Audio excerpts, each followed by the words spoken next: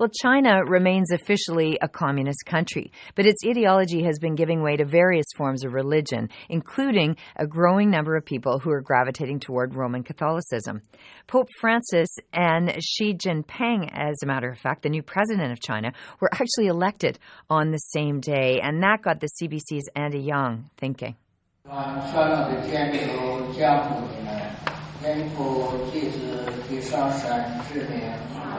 Persecution continues in China for those who worship underground.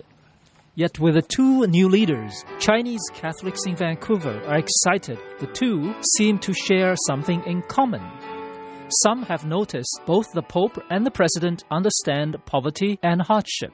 President Xi's father suffered a great deal during the Cultural Revolution.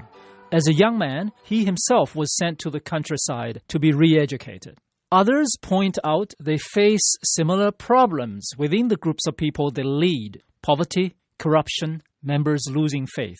In Richmond, Father Francis Zhang saw in the new Pope two Francises. One of them died in China as a missionary. This Pope, he has a spirit of both Francis. Francis of Assisi loved the poor, loved the sick people, loved the unfortunate people. Also, he has a spirit of promoting the good news of Christ to the people as missionary, Saint Francis Xavier. Saint Francis Xavier, he is a Jesuit. He is a missionary to Far East, to Asia. Before the communist rule began in 1949, Father Zhang had already left China. He may not have experienced the underground church there, but Ben Chen certainly has. He is a recent immigrant from southern China and is in his 20s. He says being a Catholic in China is not easy if you don't worship in a patriotic church.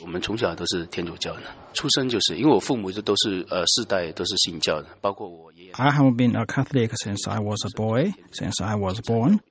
All my family are Catholic, including my grandpa and my grandma. Often we had to hide from the government officials' search, so we felt no freedom and wondered why the government controls of it. Ben did not go into detail about how his family suffered, but the division between the underground and the patriotic church is fundamentally a choice between church and state, a question of who has authority over religious activity, including the consecration of bishops. Beijing insists on selecting its own bishops. That issue and the issue of ties with Taiwan have been plaguing its relations with Rome ever since the 1950s. In Vancouver, Father John Tran views the election of Pope Francis as a positive sign towards reconciling with China. The church should move out a little bit further, so it may be able to reach Asia and Africa too. The whole church put the request of Pope Benedict XVI in practice. We have a hope that the church in China would be united. Pope Benedict XVI has invited the whole church to pray for church in China on a special day, the 24th of May.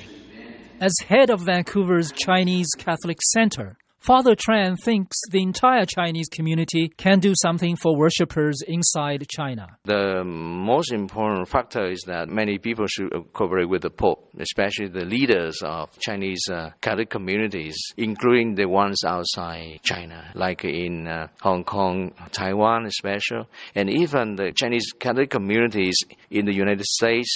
In Canada, we have about 1.2 million Chinese people. At the same time, the fact the new pope is a Jesuit excites people like Father Bob Wang. He reminds us Jesuits had a special connection with China that started over 4 centuries ago. It started with Matteo Ricci, Li Ma Dou. Matteo Ricci, he went to China to evangelize, and he is very closely tied to one of the emperors, from that time, and then your other Jesuit scholars who are buried in China. There's a long history there. Francis Xavier, he wanted to go to China, but he only reached the shore of China in the island of Sichuan. Father Wang warns working with China is a complex issue. but he is optimistic. It's a very delicate line. It's a very fine line. This Pope, I believe, is going to do his best effort. If this new premier in China say, I welcome you to visit China, I will bet you this new Pope will go there with full confidence. I think China has to open its door to welcome him. It will be history in the making if this new leader in China who just took office will open up and say, welcome the new head of the Catholic Church to China. At UBC, Jesuit scientist Robert Law says what's important is mutual respect and understanding. He looks forward to the day Jesuits go back to China, a day he is sure will come. It would be very exciting for Jesuits to be welcomed back into China. It would be very exciting to see a pope go to China, because we are too small a world to be divided. We want to be brothers and sisters on this journey. And the only way for that to happen is for us to visit with each other, to have tea, and to speak to one another about our hopes and our fears.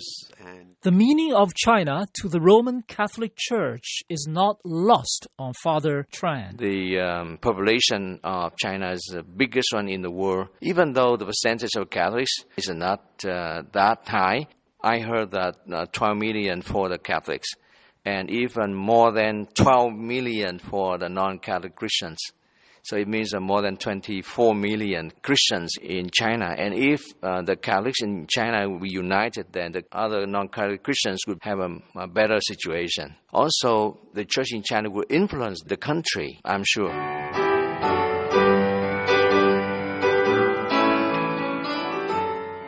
Back in Richmond, Father Zhang is convinced things will change one day if both sides work creatively. I hope surely church will, when they start to talk, you give a little, accept a little. You cannot just in your way.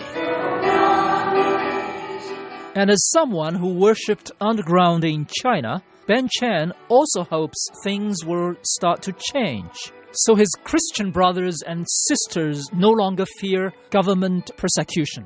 希望天主教得到中国政府的认可，这样就大家在 I hope Roman Catholics will be recognized by the government in China. So when you worship, you no longer need to be underground or in hiding. Taiwanese leader Ma Ying-jeou will visit Vatican. I think President Xi Jinping also has a relatively open mind, at least to work towards a breakthrough. As long as it is not recognized by the government, it will have to stay underground. For On the Coast, this is Andy Young. Thank you very much, Andy.